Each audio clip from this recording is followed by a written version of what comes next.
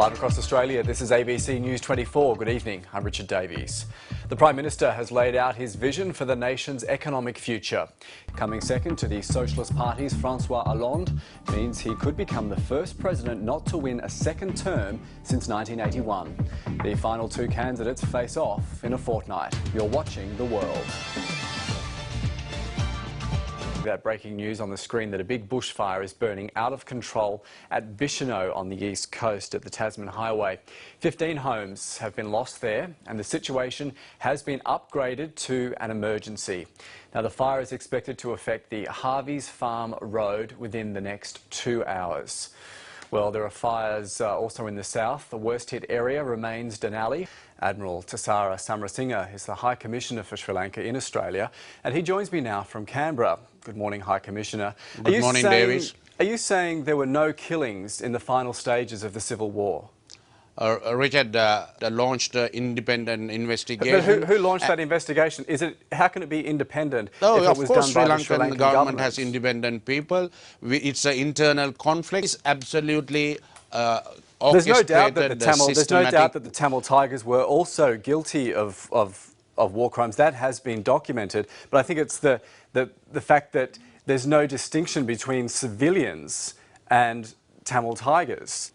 And we are, of course, standing by to cross live to London, where the head of Julian Assange's legal team is due to give an address to the media outside the Ecuadorian embassy. He's expected to step up at any moment now. This is the live shot from outside the embassy. You can see there's a lot of media gathered for this media conference. There's also a lot of police there as well. They've been standing in that position for the last couple of hours as people go by. Any minute soon. OK, we've lost our link there to Philip Williams, and obviously the issue is capturing attention in Australia and South America, and we will keep across the situation there in a couple of minutes. We're expecting Julian Assange, but we're going to hear from our Europe correspondent Mary Gearan now, who has more on this developing story. Good morning, it's Sunday the 6th of January. I'm Miriam Corolla. And I'm Richard Davies. It's great to have your company. Also on the program this morning, while high temperatures have been affecting much of the country, one wildlife park is ensuring their star attractions are keeping cool. Yala the wombat was rescued as an orphan. I am intrigued. Well, it certainly has been hot. We sort of always talk about us keeping cool, but you do forget about animals. Yes, that's right.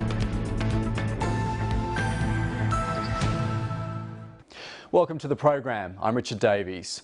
2 years on from the Arab Spring, a democratic future in Egypt seems more and more uncertain. You can see live pictures of people protesting in Cairo's Tahrir Square. It's just after midnight there and people are still shining lasers and milling around. This is a scenario that many had feared, running street battles. Just how tense is the situation now? So we're going to take you straight back to London now, where we're still waiting for Julian Assange to talk to the media from the Ecuadorian embassy. This is the live shot of the scene in Knightsbridge, and you can see that large police presence. Now, he's expected to speak from this balcony where you can see the Ecuadorian flag. There's a little bit of movement. The curtain just twitched, so they're no doubt getting ready for him to come out and speak. And finally, the biggest story around the world this week concerned a 3.8 kilo bundle of joy named George. The third in line to the British throne was born this week. His parents, the Duke and Duchess of Cambridge, proudly showed off the little prince outside the hospital before taking him home. I'm Richard Davies. Bye for now.